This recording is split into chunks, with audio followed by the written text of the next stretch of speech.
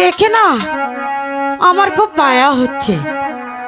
আমি তোমাকে অনেক মেরেছি, তোমার খুব কষ্ট হয়েছে তাই না দিদি? দিদি গো, আমি তো তোমার ছোট তাই না? তুমি আমাকে ক্ষমা করে দাও। এসো বসো এই সিংহাসনে। না না, ওটা তোমার সিংহাসন, ওখানে আমি বসবো না। দিদি, দিদি গো,